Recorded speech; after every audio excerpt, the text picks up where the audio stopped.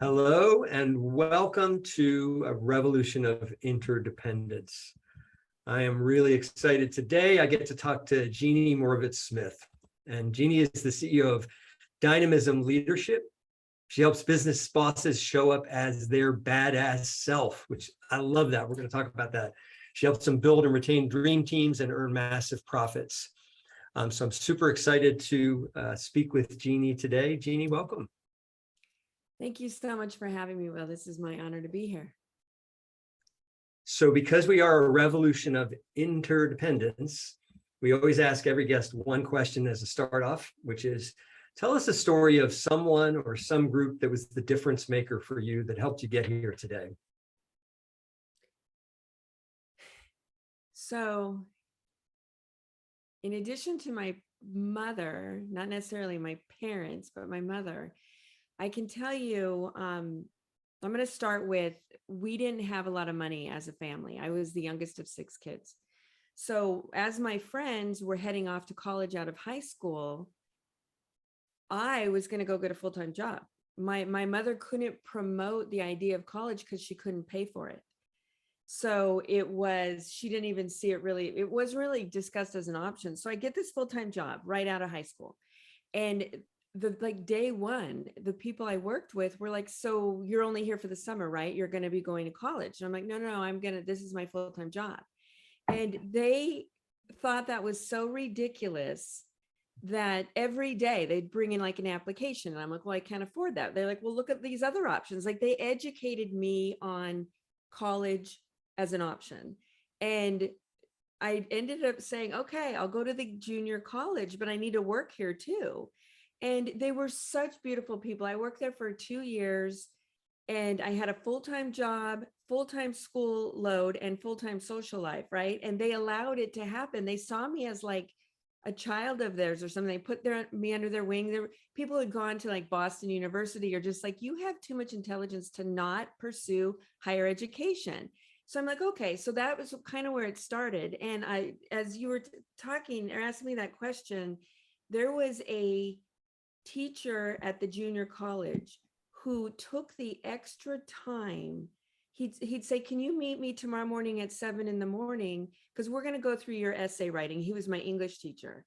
And he every day he would assign me a task and come back the next day because he wanted to see progress. He actually, and I'm by no means an excellent writer, but he taught me how to get my point across in written word. So there's another one. And then it doesn't end. Like, it's just, when you are open to accepting help comes your way to move you to the next level.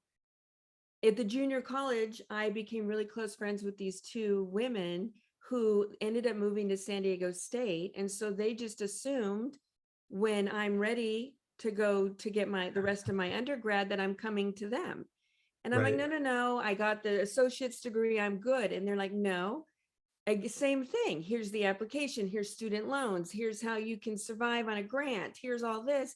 We have a room for you in San Diego, which is how I moved from LA to San Diego. So it's continually people reaching down or out, maybe not down, to pull you along in maybe a direction that you didn't even realize that was where you should be going.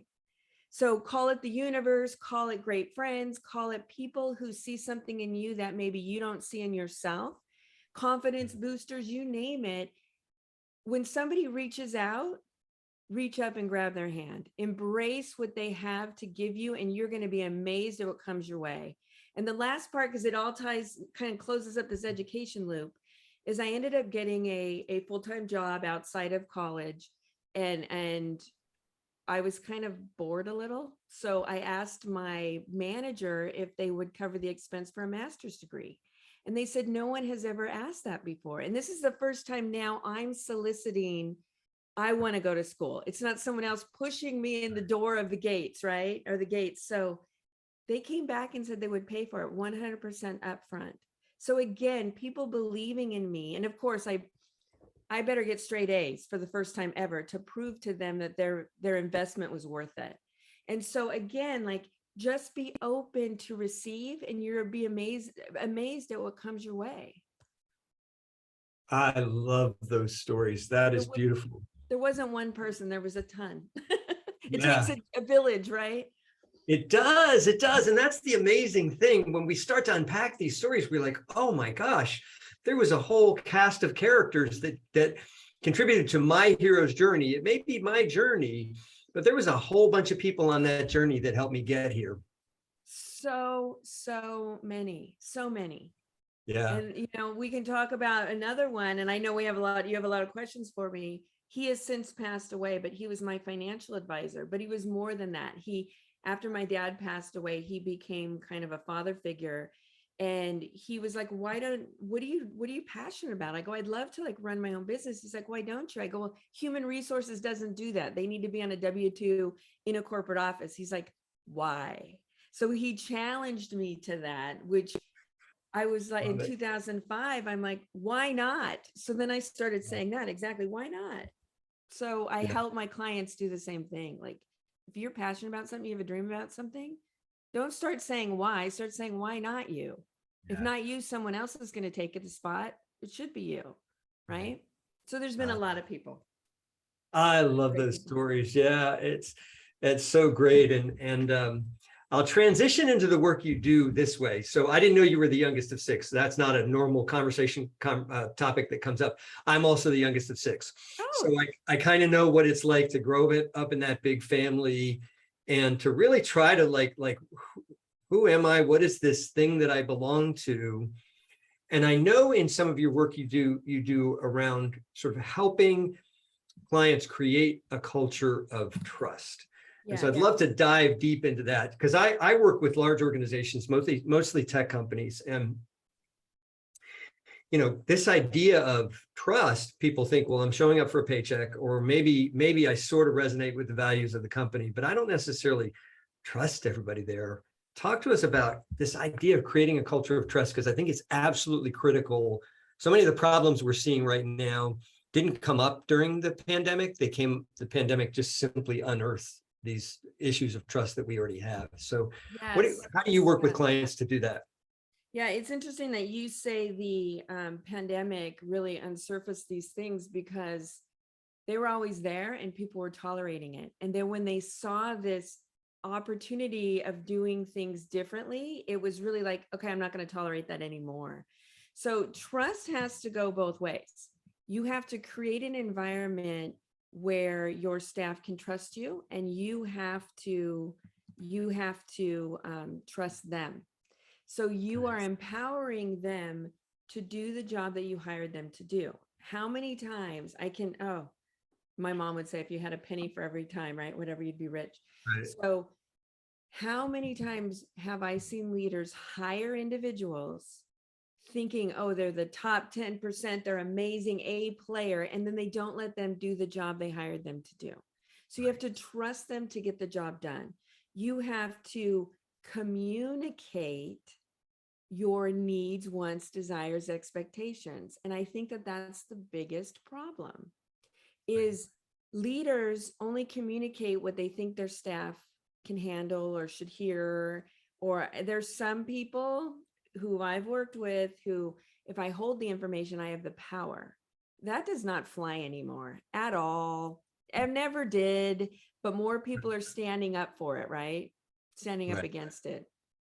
Right. So communicate what the end result looks like. And you can say things like, when I did it, this is it. Here's really the goal of what we expect of this task or project. This is what it needs to be. How are you going to do it? So empower them to think and do on their own. Anybody in any organization worth keeping can handle the job. Let them do it. And then your job is to make time for them, these one-on-ones. Visit with me once a week, the first, ever so many minutes, whatever you need, or that individual needs. This is your time. What do you need from me? What can I do to help you do a better job? That servant leadership from the 80s, right? It's Right. it's what obstacles can I move? What do you need? What's in your way? What's keeping you from succeeding? And then let them do it. Let them bring the problems to you. I think you'll be totally amazed at what they actually bring to your attention when you sit back and let them run the show. Let them own it. They need to own it. They need to feel they're adding value and they're being valued. Right. That's hugely important. So then poke holes in the process, peer in and see how they're doing that, and ask those empowering questions to get the answers that you need for you and them to be successful. Yeah. Yeah. And by the way, I dig the reference to servant leadership, the old Robert Greenleaf book, which should still be required reading today. I mean, an amazing, amazing book. But yes, so that's the structure of how you do it. How do you get underneath that? Like, because what, at least with the C-suite individuals that I work with, it's often true that they say they will espouse trust. The word trust will come out of their mouth, but they don't necessarily show trust. And by contrast, even sort of teaching workers and employees to trust, like, how do you, what are some of the ways you can get to actually building that culture of trust, not just the structures of it? You can't be trusted until you know who you are and you know your staff. You have to make that connection. You have to have a deep-rooted relationship and connection with them to trust, right? Yep. So how do you do that? You get to know them. You ask them questions. You as a leader have to genuinely care about them more than them just being an employee. You have to care about them as a whole person.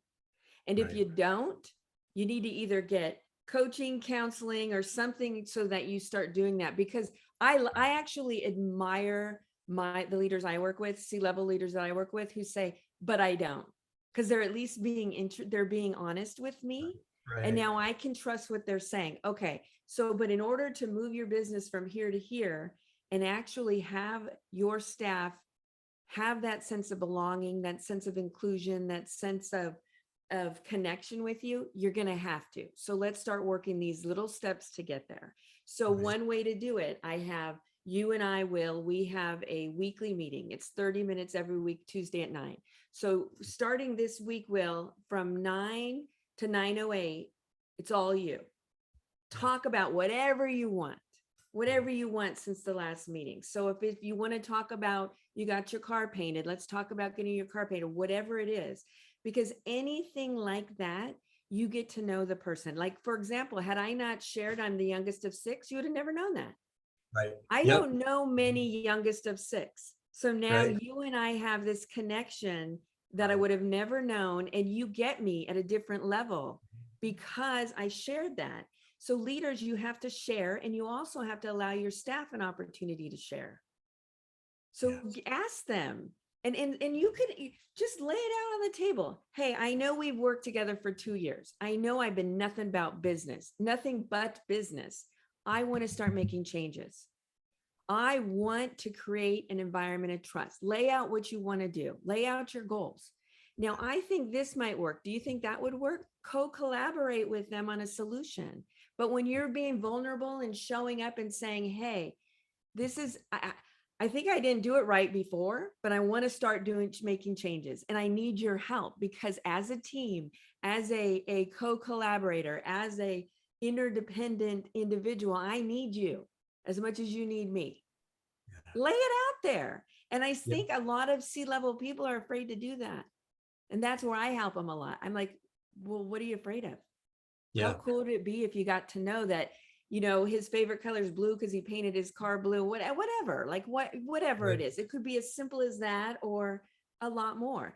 And a lot of CEOs have been, and I'll speak from my HR perspective, have been raised, don't ask them personal questions. You don't want to know. There's a super fine line, get to know them. And this is what I say, find out what ticks them off and what makes them tick. Oh, I love that. And you know what? Share the same. Share what ticks you off and what makes you tick. You know what, Will? I am not, this is just an example because it's opposite of what I am. I am not a morning person. So when you greet me in the parking lot, when I'm trying to carry all my stuff in, I'm still trying to figure out what, when I get my first sip of coffee. So that's not a good time to talk to me, but you know Right. what? At 9:30 is awesome. Right. So like, and what works for you, Will? When's the best time for you to like really, do you shine in the morning or do you love to like meet after lunch? And meet them where they are. That is so important. Right. Yeah. Yes, absolutely. But that takes a certain mindset. And I know you've done a lot of work in thinking about the mindset of a successful leader. So I want to drill down on that because a lot of what I see, I first of all, amen to everything you've said. I mean, couldn't agree more. But that really does involve a leader who's willing to take on a certain mindset. How do you work with your leaders to create that mindset so that they become this successful, badass, intense leader? I ask them what part of their life, what part of their job are they struggling with the most? Are they most challenged with? And almost every time it's the working with people, like all the staff, like there's always something. Well, what if it looked like this? So we go through these vision exercises. Like what if it could look like this? Would you be willing to do the steps to get there? And people don't change overnight. There's a lot of work to do, but if you want something bad enough, you'll do it. You can do it. So it's the revolution of interdependence. You cannot run a business on your own. Right. And it's solo businesses are really boring. Like people certainly, you can't. Right. So you need them. They need you. What if you could take it from like here to here? You know that book, you probably read this one too, Good to Great. Oh yeah. Yeah. It's These on are my shelf classic somewhere. books on my bookshelf right in front of me. Right. So if you could, it's pretty good. I have this relationship. It's pretty good. What if you had this outstanding relationship based Right. on trust and understanding and connection, a sense of belonging? I know 100%, I would bet my entire retirement on the fact that if you had committed staff members, your revenue is going to go up exponentially. No doubt. Back in 98, I started at this software company and we sold it to Macromedia, who sold to Adobe. And in 2005, that's when I went out on my own. So it was kind of my last big W-2 job.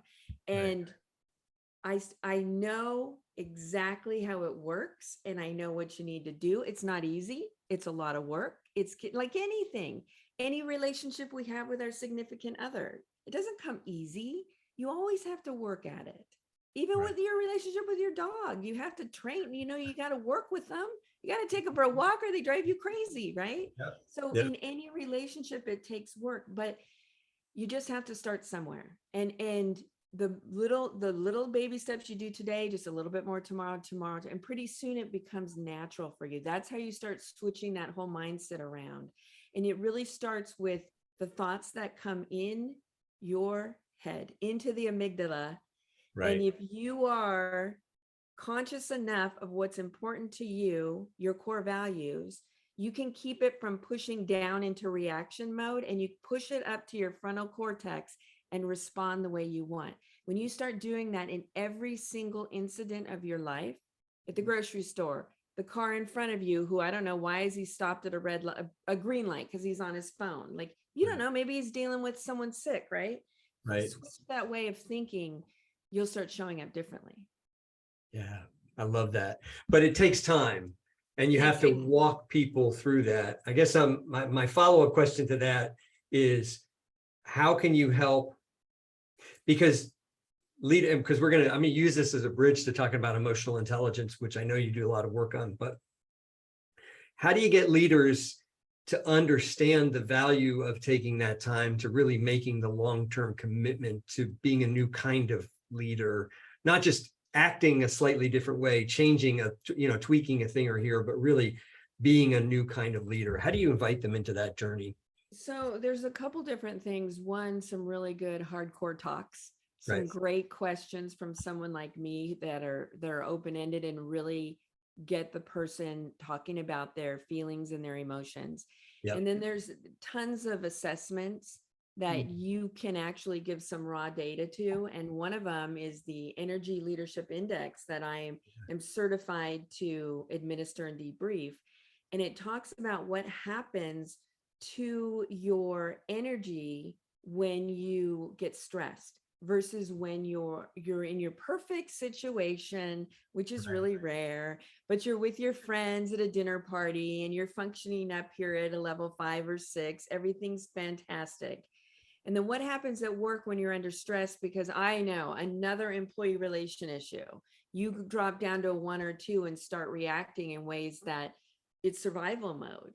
So assessments give raw data, and that Energy Leadership Index is all about attitude. It's all about attitude and how you show up.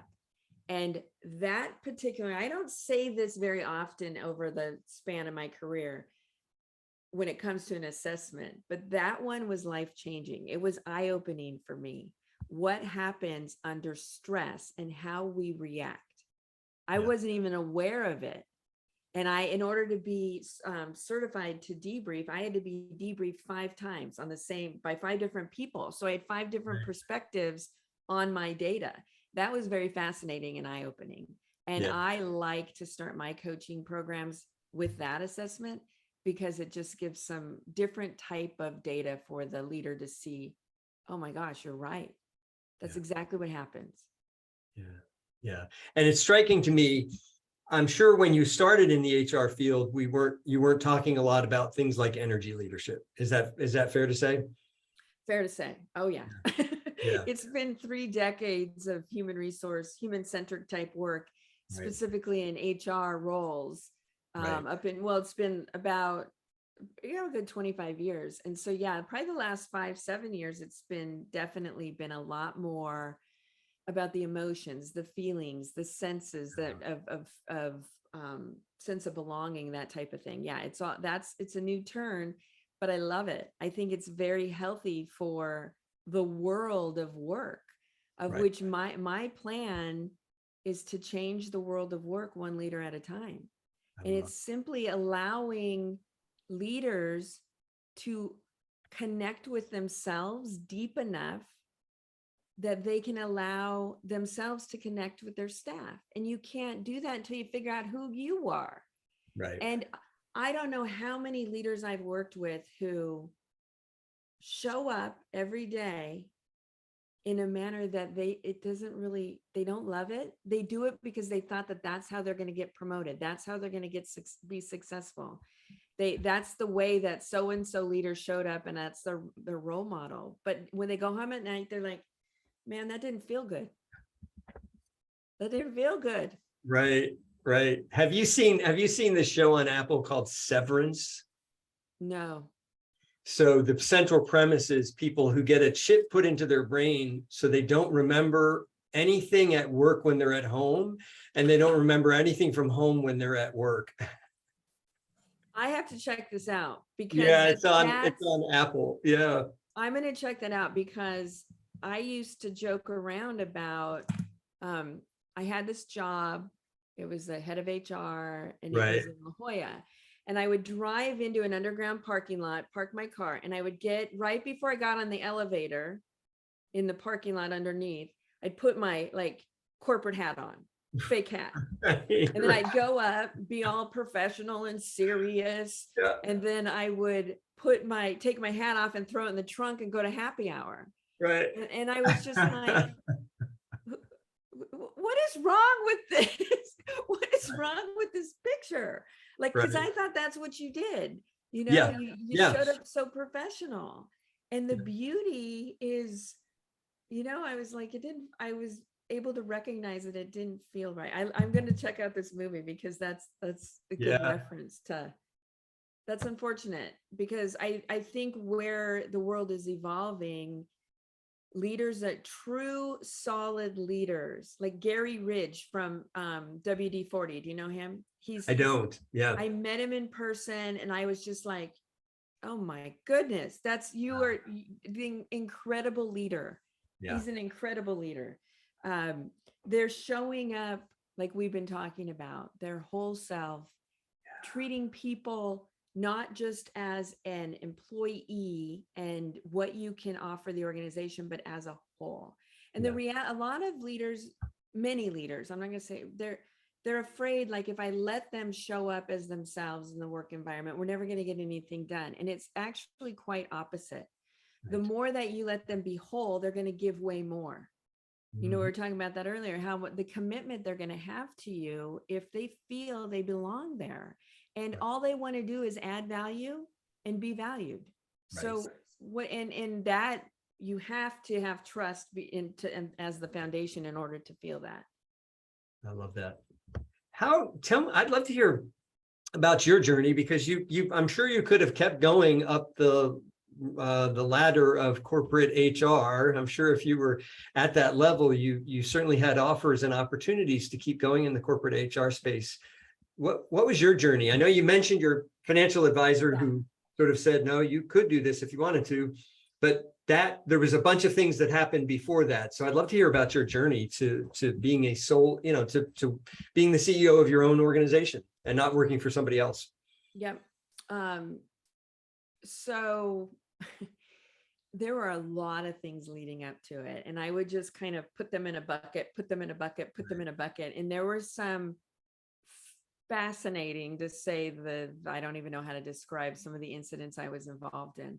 And I climbed the ladder from HR clerk to vice president of HR. And when I got there, and there's a whole story about my very first board meeting, and if we have time, I'll share that specifically. Yeah. And when I got there, it wasn't what I expected. It wasn't where I could come home, lay my head at night, and feel good about the good things I was doing. I was asked to do things that were unethical. They were not fair and consistent. They weren't treating humans like humans. They just weren't. It was all business and what can I shove in my pocket? Greed. And I'm not saying everyone, I'm not even ever going to say any names, but I experienced some things where, I'll give you an example. One CEO, I had this stack, we called them personnel action notices. And they were a stack of earned bonuses for going above and beyond. These were like bigger, like higher end bonuses for their MBOs. And he said, I'm not going to sign those, but I want you, I was a counter signature. So he goes, I want you to sign off on my bonus, knowing the budget didn't support both. And I said, no, said, no, I'm not doing it. I'm not doing it. Get someone else to sign it. That is not what we do. That is not how you run a business. That is not cool, period. So there were incidents like that happened. And I could have continued down that path, stuff in my pockets with money, and I just decided, you're not going to live with myself. I am more caring of individuals than that. I can't do it. So I went out on my own. And interestingly enough, you as a consultant, and I've been doing this now for almost 18 years. There's something just different about you showing up off the W-2, even for the same company. It's crazy. I know. We could talk days about that. And so you partner in a different way with the same level of people, and your input is received differently. Yeah. And so I love it. I love the freedom. I love, but it got to the point really that I reached deep down in my soul and was like, you know what? I would rather work. So my story, are we out of time, or do you have we got time. Yeah, please. So my very first board meeting, I'm super thrilled. One, HR is being represented at the big table. I am the youngest one and the only female. This is so cool. I finally made it. I'm going to a board meeting. Really so cool. I get all my stuff ready. Everything's like ready. It's amazing. I'm so perfect to go in. I walk in, the most senior board member walks over to me and says, I would like a cup of coffee. And I was like, what? What? Like, I knew exactly what he was doing. Luckily, okay, youngest of 6, you have to think fast. You're quick-witted. You have to come, you have So to know true. your plan B. There's all these things you got to do. Right. Here it is, true test of time. Right. So I have seconds to realize. Here goes the thoughts into my amygdala. I can react and I can go, oh shit, I'm going to get fired. I better make him a cup of coffee. Or I can teach this man how to fish and he'll never have to be hungry for a cup of coffee and ask someone like me to do it again. So what do? I grab his hand, and I'm not kidding. I'm like, holy shit, I'm going to get fired. I'm getting fired. But I got to tell you, if I'm going to be a barista, I'm going to do it on my terms. That's right. I'm going out on my I'm terms. literally skipping him out of the room. Right. And I'm not kidding. I have like sweat pouring down my back, but I'm like, stick to your plan, Jeannie, stick to your plan. Right. Your value of respect is not going to be compromised. No way. You're sticking up for yourself and every single other person that looks like me coming into this spot. So I teach him, I'm walking step by step through the coffee machine thing. Right. And I'm just like, oh my God. So I see his face going from like disbelief. He was angry, frustrated to like, damn, I think I like this girl. My own coffee. Look at me, big boy. Right. And I'm like, and here's the stir. I mean, I'm going through every step. Right. So then I thought the CEO was going to pull me as soon as we're headed back in the room. He's gonna be like, okay, this isn't for you, smart ass. Right. So instead, this particular board member started saving a seat for me. He started stopping. This is what used to happen, and it still happens. It's unfortunate. But as a female in a meeting like that, if I brought up an idea, nobody would hear it. And then Joe would bring up the exact same word for word, and they go, great idea, Joe. I know. And I'd be like, didn't I just say that? Like, it's the weirdest damn thing that used to happen. Maybe it still happens. Hopefully not. He started saying, wait, hold on, Joe. Jeannie just said that, but nobody listened to her. And I was like, holy cow, HR has really won a seat at the table. Right. Because that guy wanted a cup of coffee. So he would wait, he'd ask me my opinion. I really was adding value and feeling valued now, but I had to stick up for my core value of respect, draw the line, risk my job, but it was worth it to me. Yeah. And you know what? I was okay if the CEO came to me that day and fired me, because my plan B was to go to Starbucks and become a barista, but it would have been on my terms, right? And so that was a huge turning point. And I'm not kidding. Shortly after that, I'm like, I don't really want to play in the sandbox with you guys. Right. It's not very fun. I love it. So to answer your question, I could have kept going, but I also thought, you know what? Life is short. Yep. I need the balance. I need to be able to schedule my own. I don't want to be 8 to 5 at the same company every day, Monday through Friday. I like variety. I love meeting new people. I love learning about new products and new challenges and organizations. And so it was the perfect time for me to transition. I love it.